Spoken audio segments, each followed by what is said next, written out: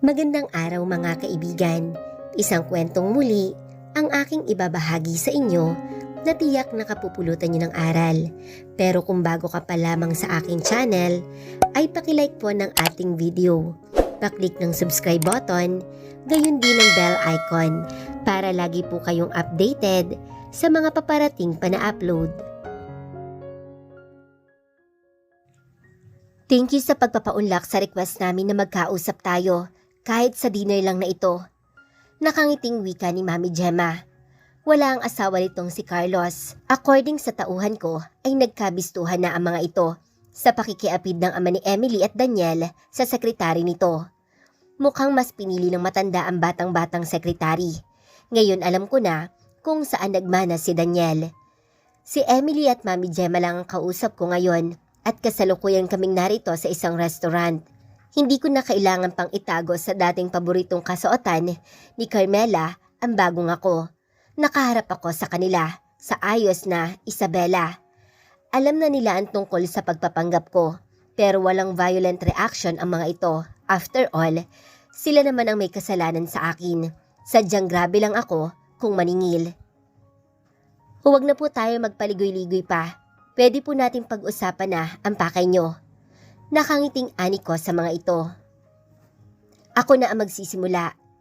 Alam ko na noon pa na mali talaga ang ginawa ni Kuya at ginawa namin sa'yo. From the very beginning, guilty na guilty ako. Pero dahil kapatid ko yun at nakikita kong enjoy na enjoy ang mga kaibigan namin, ay winaglit ko yung nararamdaman mo. Nakisabay ako sa agos sa mga pangyayari. Napayuko ito at pilit na ngumiti. Parang hirap pang magsalita at halatang kinakabahan. Carmela, para akong nilalamon ng guilt ngayon, lalo na sa nangyari sa baby mo. Alam ko yung damage na naranasan mo ay hindi mawawala sa'yo, lalo na yung trauma sa nangyari. Gusto ni Kuya Daniel na humingi kami ng tawad sa'yo. Hindi lang siya ang may gusto nun. Gustong gusto namin na mapatawad mo kaming lahat, pero hindi ka namin pipilitin. Nandito kami. Naghihintay kami sa'yo. Pinunasan nito ang naglandas na luha. Yung nangyari sa amin ni Kenneth, siguro tama lang din na natapos na ang ugnayan naming dalawa. Hindi lang naman kasi iyon ang unang pangyayari na lumamat sa relasyon namin. Ilang ulit ko rin siyang nahuli, pero itinikom ko ang bibig ko dahil takot akong masira ang samahan nila ni Kuya. Ngayon, wala na akong kailangang pagtakpan pa. Pinalaya mo ako sa isang masalimuot na relasyon, Carmela. Maraming salamat sa iyo. Iha, wag mo sanang masamain. Nasa mabuting kamay ba si Blue? Hindi ko pa rin kasi makuhang tanggapin na wala na siya. Naluluhang ani ng ginang. Wala sa akin si Blue. Sagot ko rito. Tumango naman ang ginang. Wala na nga talaga siya. Malungkot ang tinig na ani ni Mami Gemma. Carmela, kung maisipan mong dalawin ang puntod ni Daniel, ito ang address niya. Inilapag ni Emily ang papel kung saan nakalista ang address ng puntod ni Daniel. Nasa libingan ng mga yumaong Montenegro nila, inilagak ang katawan ni Daniel. Kinuha ko pa rin iyon kahit wala sa isip kong puntahan ang puntod nito. Inilagay ko sa bag ko saka muling tinignan ng mga ito. Gusto mo bang magtrabaho pa rin sa kumpanya, Emily? Tanong ko sa babae na halatang nagulat sa tanong ko. Sa tingin ko sa dami ng issues, sa dami ng mga pagkakamali namin, ay wala ng kumpanya na tatanggap sa amin dahil sa nakaraan namin. I'm asking you kung gusto mo pa.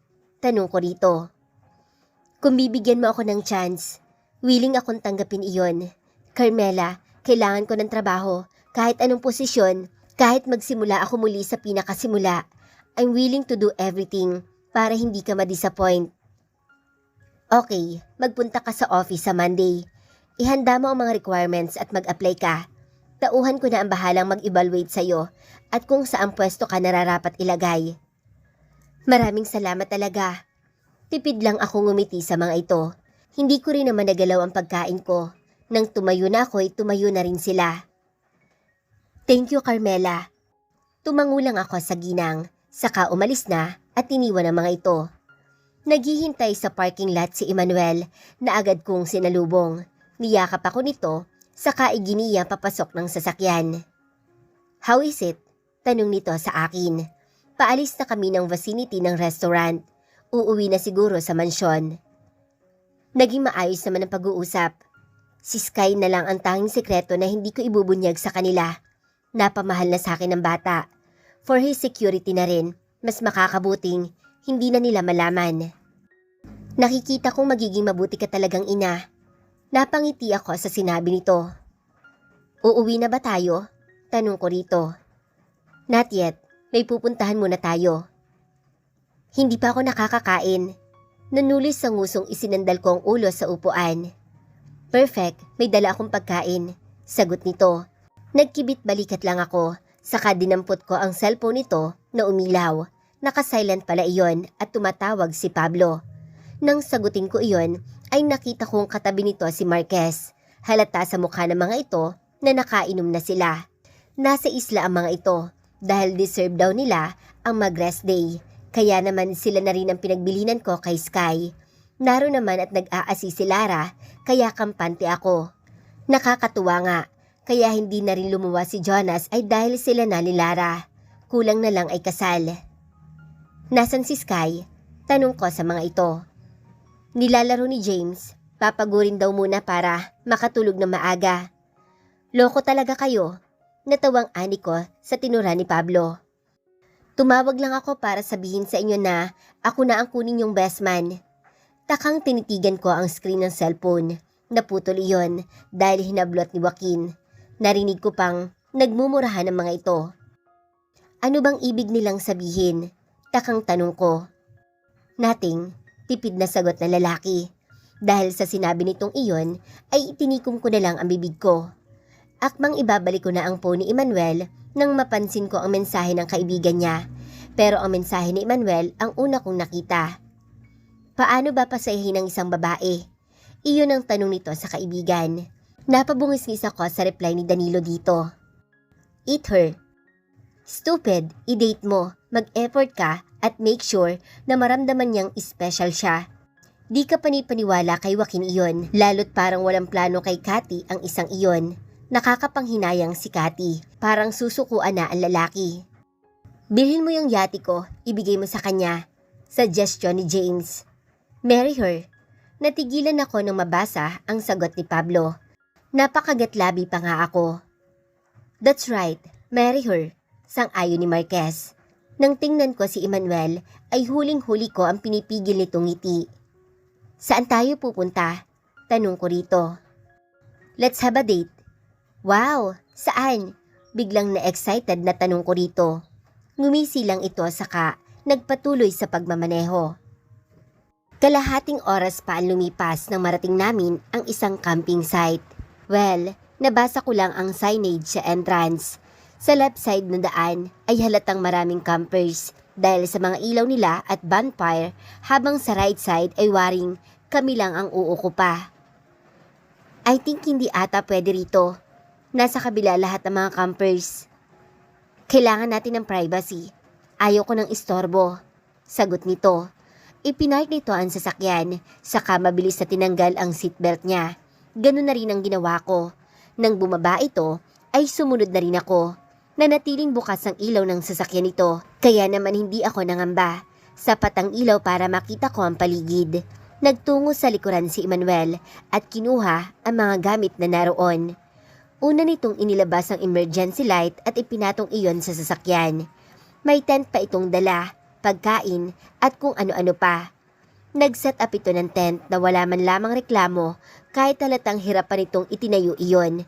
Nang matapos iyon ay nilagyan niya ng comforter ang loob sa kaunan. Habang abala ito, ako naman ay pinapanood lang ito. Iyon kasi ang utos niya, kaya naman sinunod ko na lang. Nang mai-set up niya ang loob ng tent ay ang banig naman ang inilatag nito sa labas. May kumot at unan din doon, saka nagsimula rin itong paapuyan ng bonfire na nakahanda na sa bandang harapan ng pwesto namin. May distansya mula sa banig na inayos ito kanina. Upo ka na, ngiting-ngiting wika ni Emmanuel, saka tinap ang bakanteng pwesto sa banig. Hinubad ko na muna ang heels ko, saka itinali ang buhok at pumwesto sa tabi nito. Binuksan nito ang wine saka inabutan ako ng baso. Ngiting-ngiti na pinapanood ko ito habang sinasalina ng wine ang hawak kong wine glass.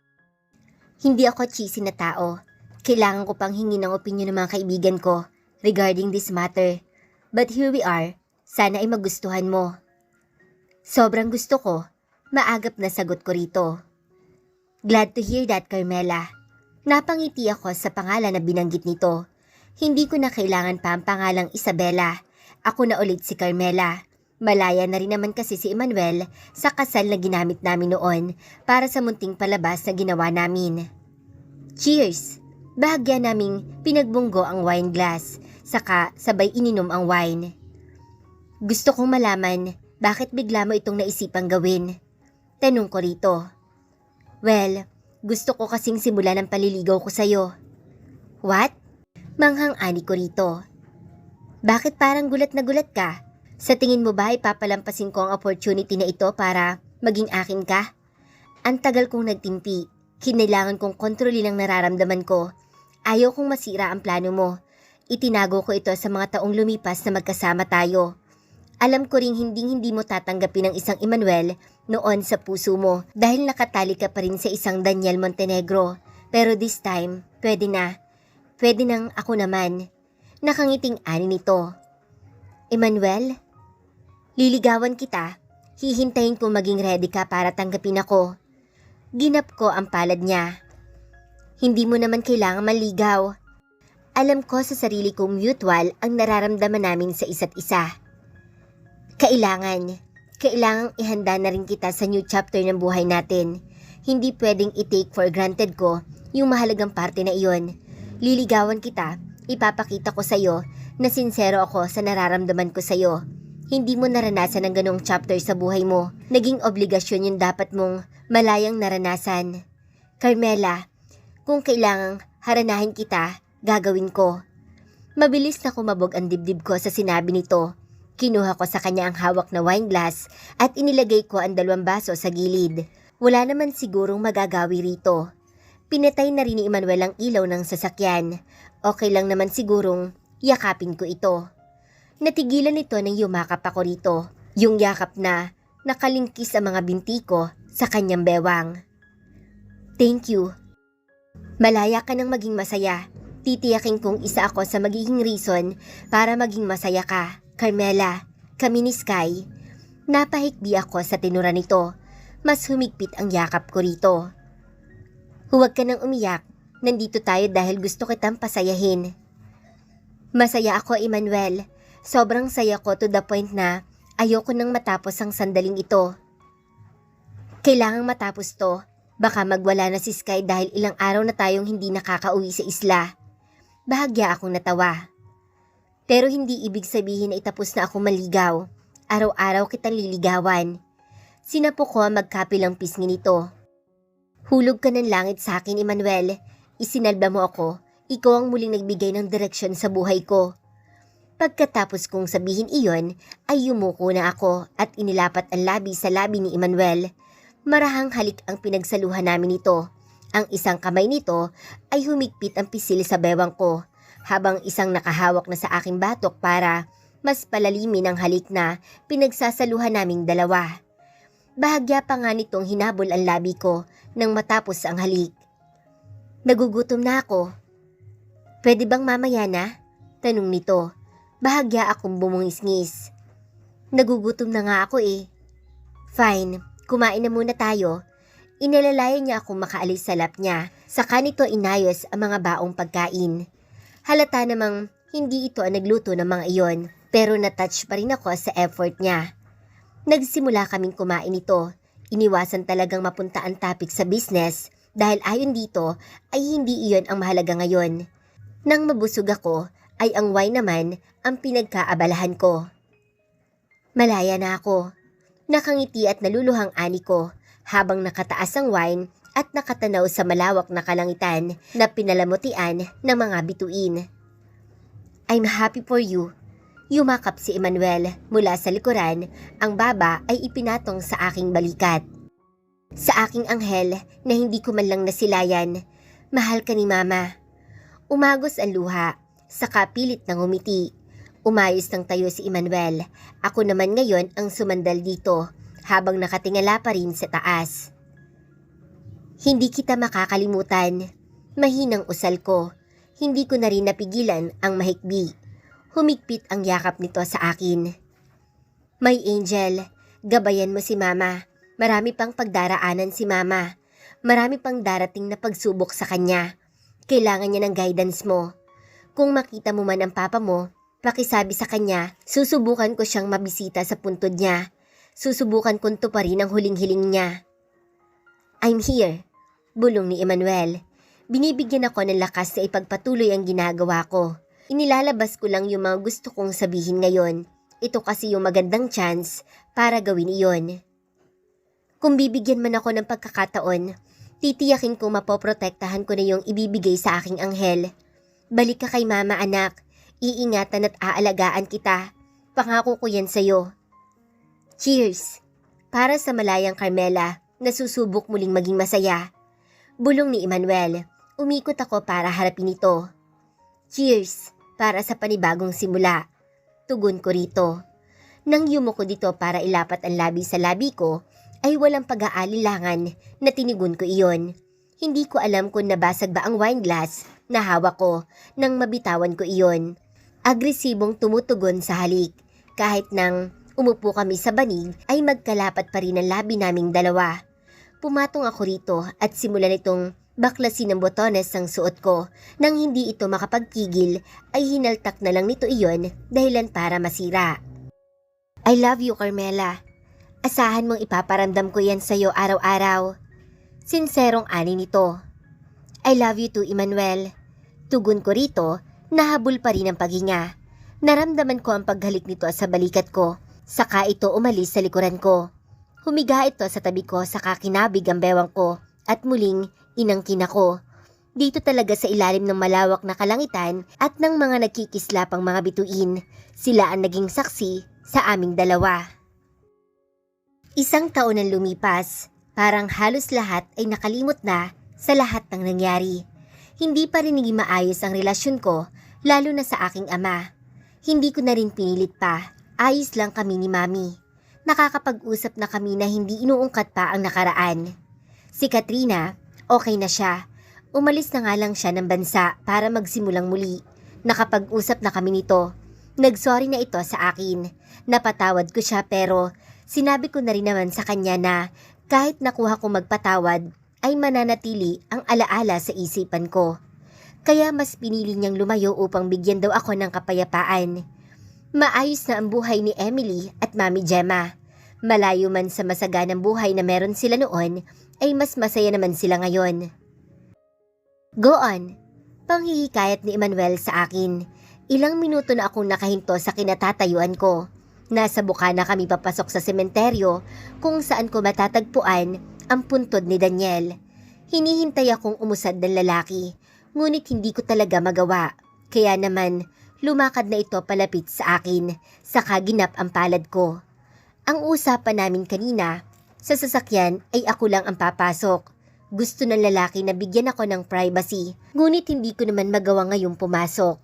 Kailangan ko talaga ito para magawa ko ang huling plano ko, para bago man lang kami makauwi ng isla at doon magpakasal. Mahigpit kong hinawakan ang kamay niya, saka kami nagsimulang humakbang patungo sa puntod ni Daniel. Pumasok ka na, dito lang ako. Panghihikayat ni Emmanuel sa akin. Nasa harapan kami ng mausoleum ng mga yumaong Montenegro. Bukas na iyon, ngunit hindi pa rin ako pumapasok. Carmela, nang sulyapan ko ito ay bahagya akong ngumiti. Tara sa loob, Emmanuel. Gusto kitang ipakilala sa kanya. Hindi naman ito nagkomento. Pumasok kami sa loob. Agad kong nakita ang puntod ni Daniel. Nagtirik ako ng kandila. Saka tahimik lang na pinagmasdan iyon. Ilang minuto ang lumipas, saka nagsimula akong magsalita. Ang bilis ng panahon, no? Sa sobrang bilis, ay hindi ko akalain na makukuha ko agad ng 1 taon lang na magkalakas ng loob para magtungo sa lugar na to at harapin ka. Daniel, masaya na ako ngayon. Plano ko nang magsimula ulit sa panibagong kabanata ng buhay ko. Si Emmanuel. Sinulyapan ko si Emmanuel natahimik lang at inilahad ko ang kamay ko rito. Si Emmanuel, yung tutupad sa lahat ng mga pangako na di natupad ng mga tao sa paligid ko. Gusto ko siyang iharap sa'yo upang sabihing okay na ako. Okay na ako sa lalaking katabi ko ngayon. Daniel, siya na rin ang dahilan kung bakit ako nag-heal ngayon. Hindi siya napagod na unawain ako, na mahalin ako, at samahan ako noong mga panahong bagsak na bagsak ako. Naging matapang ako at naging palaban dahil iyon sa suporta niya sa akin. Hindi ko ipagkakait sa taong ito yung matagal na niyang hinihiling. Pakakasalan ko siya. Mamahalin at magsasama kami habang buhay. Daniel, magagawa ko lang totally ang lahat ng plano ko kapag nasabi ko na ito sa'yo. Pinapatawad na kita, Daniel. Kailangan kong patawarin ka para na rin sa mas maging buo akong haharap sa altar kasama ng lalaking mahal ko. I love you too, wika ni Emmanuel. Ako na ang bahala kay Baby Sky. Aalagaan ko ang anak mo. Ituturing ko siyang sa akin mismo. Mamahalin namin siya ni Emmanuel. Ngunit hindi ko magagawang ipaalam sa lahat ang tungkol sa totoong katauhan niya. Malayo sa gulo, mas mabibigyan namin ng maayos na buhay ang bata. Hindi rin naman maibabalik pa sa mga hirera ang bata. Namatay na ang magulang at kapatid dito nung may mga sumugod sa bahay ng mga ito sa probinsya. Kami na ang bahala sa kanya. Maliman na naging paraan namin, ikukubli pa rin namin ang sikreto naming iyon upang magkaroon ito ng mas maayos na buhay. Bibigyan namin ni Emmanuel si Sky ng buong pamilya na hinding-hindi niya mararamdaman na hindi siya kabilang. Dahil sa puso namin dalawa ni Emmanuel, anak namin ang batang iyon, anak namin si Sky, na siyang happy pill namin sa tuwing nasa isla kami ni Emmanuel. Pinapatawad na kita, Daniel. Huling usal ko bago na pagpasyahang umalis na. Hindi ko rin naman kayang manatili ng matagal sa ganoong lugar. Umuwi kami ng isla para roon idaos ang kasal. Imbitado ang magulang ko, ngunit alam kong hindi sila dadalo dahil alam kong aayaw ni Daddy. Isang beach wedding na dinaluhan lang ng mga kaibigan namin ang naroon. Dumalo si Emily na siyang maid of honor ko habang si Danilo ang best man. Dahil malapit talaga magkakaibigan sina Emmanuel at walang choice si Emmanuel kundi sang-ayunan ng gusto ng mga baliw niyang kaibigan. Nagbunutan ng mga ito. Oo, bunutan. Si Danilo ang nabunot. Hindi sang-ayon ng mga kaibigan nilang sila James, Joaquin, Pablo at Marquez. Hindi natuwa. Lalo't after sukatan ang mga ito sa damit na isusuot ay nalaman nilang iisang pangalan lang ang nakasulat sa 5 papel na naroon. Galit na galit ang mga ito to the point na binuhat ng magkakaibigan na lalaki saka dinala sa dagat. Ang ganda mo.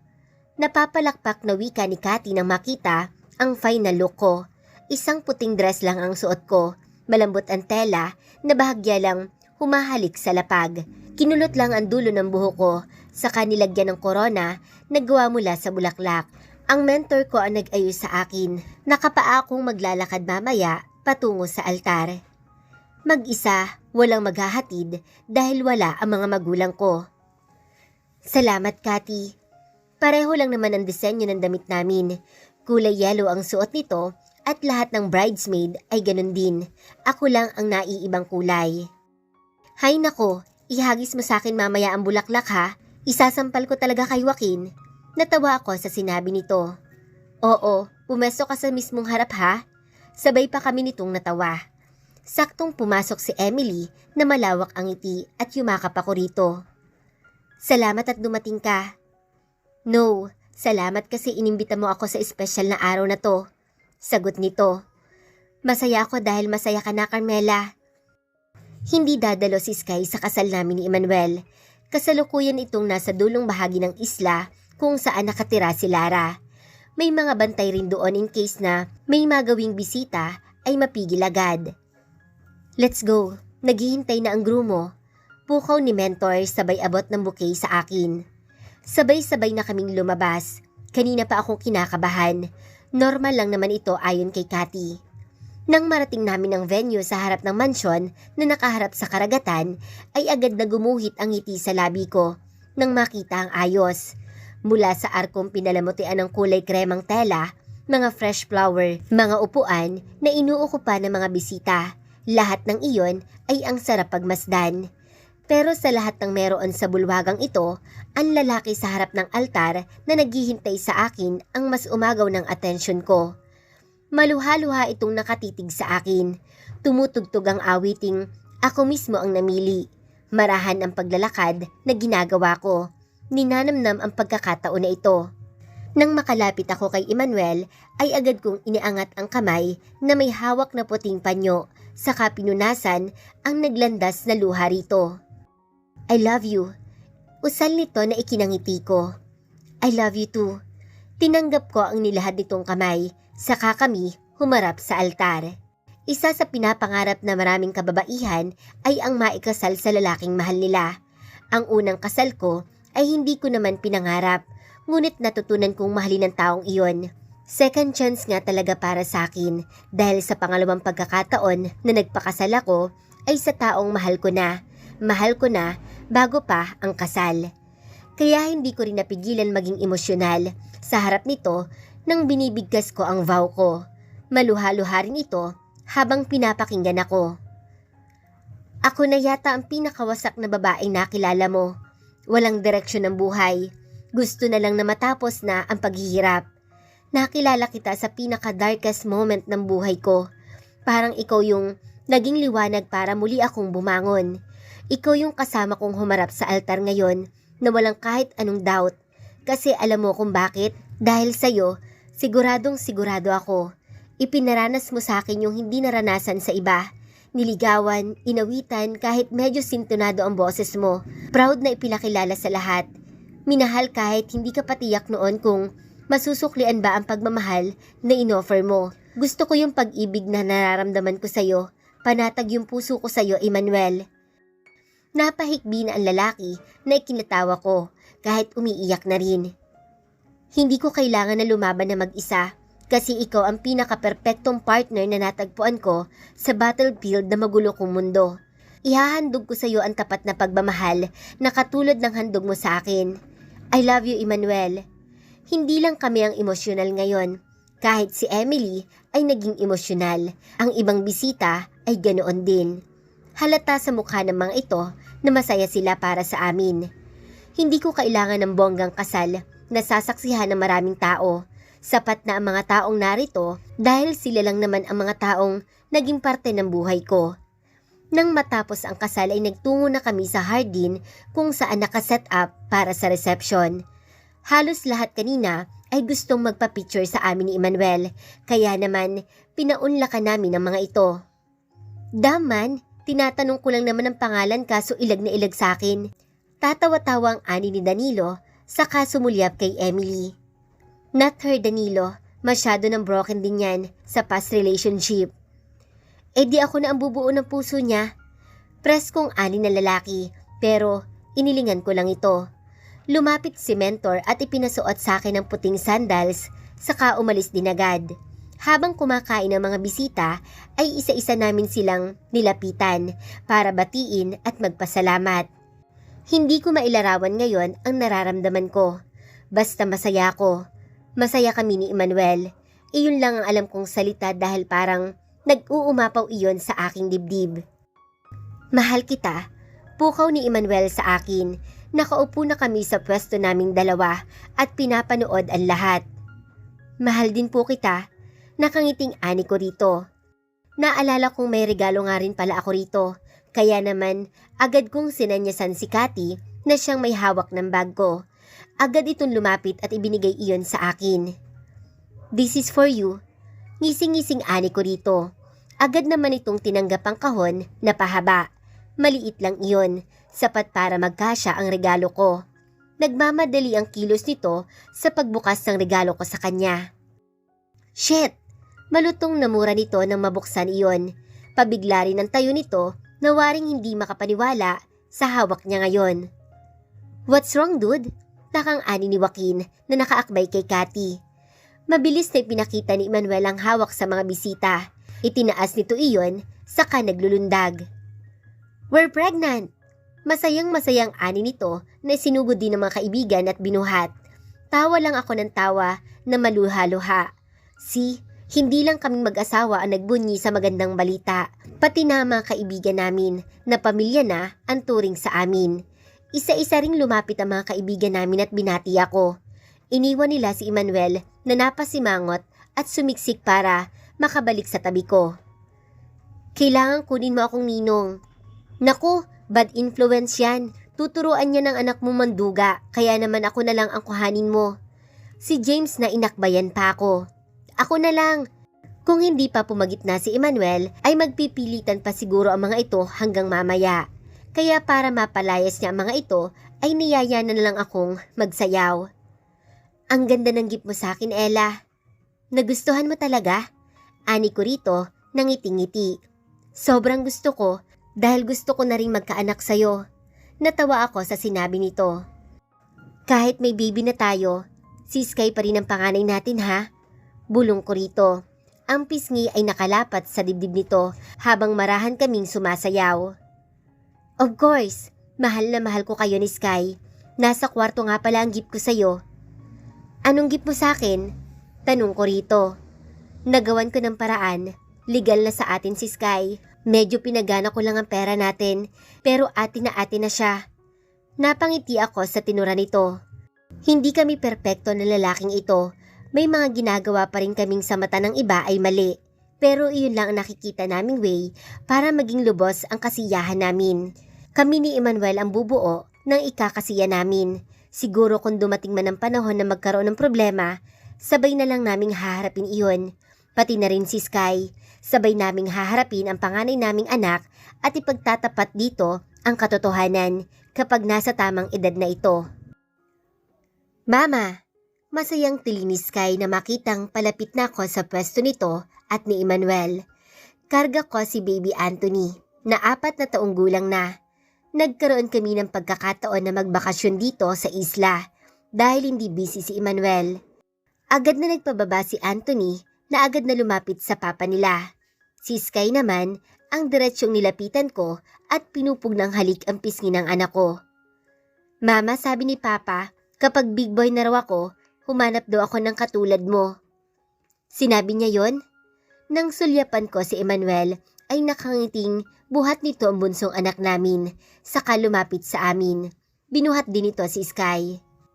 Yes po, dahil worth it daw pong ipaglaban ng love sa tulad mo. Kinilig naman ang puso ko sa tinura ng anak ko, kaya lumapit ako sa mga ito. Humalik ako sa labi ni Emmanuel. Ang mga anak namin ay humalik din sa pisngi ng papa nila. Napabungis ako sa ginawa nila. Ligo na tayo. Tara na, masayang lumusong kami sa dagat. Medyo naging komplikado ang pagbubuntis ko noon kay Anthony. Kinakailangan kong manatili sa syudad upang malapit lang at madaling makapunta sa hospital. Ilang buwan kong hindi nakita noon si Sky, to the point na iyak ako ng iyak dahil miss na miss ko na ang panganay naming anak. Kaya naman humanap si Emmanuel ng bahay na secured ang buong kabahayan. Si Hendrik Zimmer ang naging susi para roon. Nakakuha kami ng bahay sa extension ng The Alpas Town. Doon kami nanatiling mag-asawa. Nakuha rin ni Emmanuel na iuwi roon si Sky dahil kontrolado talaga ang pagpasok at labas sa subdivision. Ginawa ng paraan ni Emmanuel na maging madali ang lahat para sa akin. Hindi rin nakuhang makalapit ng media sa amin, lalo na sa akin. Kahit pa nais akong ma-interview dahil asawa ako ng isang Emmanuel, ay hindi pa rin sila nagwagi. Risky ang naging pagbubuntis ko, kaya naman hindi pa nasusundan ang bunso namin. Masaya pa rin naman kaming mag-asawa. Ang lahat ng atensyon namin ay nasa aming mga anak. Thankful na lang kami sa kung ano ang meron kami ngayon nito. Saka ang pamilya ni Emmanuel ay nasa ibang bansa, ay nakilala na rin namin.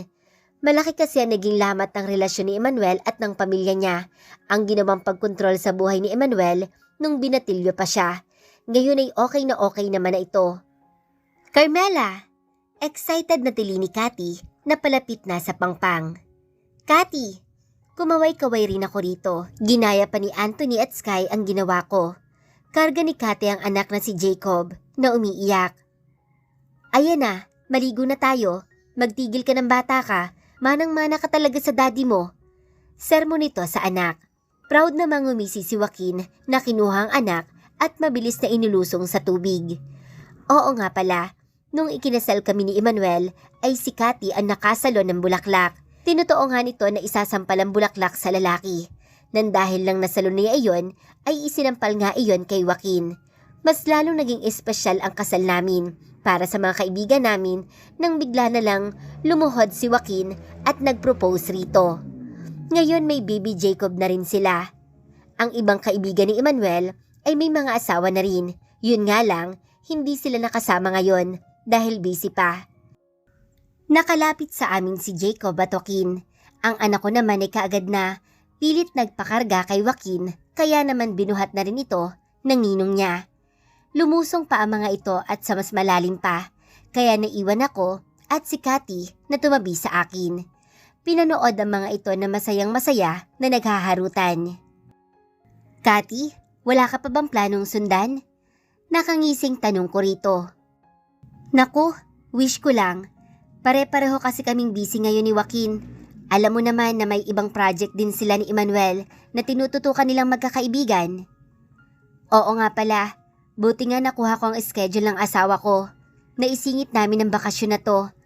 Next month, hell month na naman sa lalaking yan sa sobrang busy ng schedule. Ganun talaga, mataas ang pangarap ng mga asawa natin. Kaya ito tayo, support na lang ng bongga. Ngiting-ngiting ani nito. Well, tama ka naman dyan. Sa dami ng pinagdaanan ng relasyon natin, napaka-worth it ng lahat ng ito. Mapapasigaw ka na lang na deserve natin itong happiness na to. May balita ka ba kay Trina? Tanong nito sa akin. Masaya na si Trina. Sa pagkakaalam ko, ikinasal na siya sa fiancé niya. May baby na rin siya. Nakakatuwa rin na maayos na ang buhay niya. Grabe no, ang laki ng puso mo para magpatawad sa kanila. Hindi madali, inabot din ng matagal na panahon. Pero oo, nakuha ko na ring humilom ang puso ko sa nakaraang masyadong traumatic. Masaya ako na happy na rin si Trina. Okay na ang mga magulang ko. Si Emily ay happy na rin sa bago niyang kasintahan. Hindi naman nagwagi si Danilo sa paglalandi niya kay Emily. Happy na rin naman si Danilo sa asawa niya. Right time lang talaga ang kailangan para maghilom tayo. Nang bumalik sa pwesto namin sina Emmanuel, ay agad na kinuha ko si Anthony. Yumakap agad ito sa leeg ko. Asikasong-asikaso ni Emmanuel ang mga anak namin. Nakaka-proud talaga maging asawa ito. Tanda ko pa nung umiiyak ito nang makita sa unang pagkakataon si Baby Anthony. Umiyak ito dahil dalangin daw talaga niya na sana maging kamukha ko ang anak. Ngayon tuloy ay mini version ko ang bunso namin. Lahat ng pangako niya sa akin ay tinupad at tinutupad niya. Secured na secured ang puso ko sa taong ito. Nang gumawi ang tingin ni Emmanuel sa akin, ay napangiti ako rito. I love you, usal nito. I love you too, mahal ko. Tugon ko, ewan ko, pero parang diring-diri ang mga anak namin na nag-make face pa sa katsisihan naming mag-asawa. May mga tao talagang darating sa buhay natin, hindi para manatili, kundi para lang magbigay ng aral sa atin. Ang dami kong natutunan sa lahat ng pagsubok na dumating sa buhay ko. Nang dumating si Emmanuel sa buhay ko, hindi lang niya itinuro sa akin kung paano maging malakas. Itinuro din niya sa akin kung paano magmahal na hindi natatakot at nagda-doubt. Isa siyang regalo na habang buhay kong iingatan. Siguro, kung sino man ang nakaranas ng tulad ng sinapit ko sa buhay, ang masasabi ko lang ay huwag sumuko. Sumuko kasi ako nung pinili ko magpatihulog sa yating iyon. Mali iyon. Mabuti na lang at ibinigay ng Diyos sa akin si Emmanuel. Hindi madali ang pagtaksilan. Never magiging okay ang magsettle sa asawang hindi kayang maging loyal sa partner nila. Matuto tayong pahalagahan ng sarili at huwag hayaang magdusa sa isang relasyon na puno ng kataksilan. Balansehin natin ang lahat. Isipin natin ang mga possibilities and consequences sa mga magiging desisyon natin.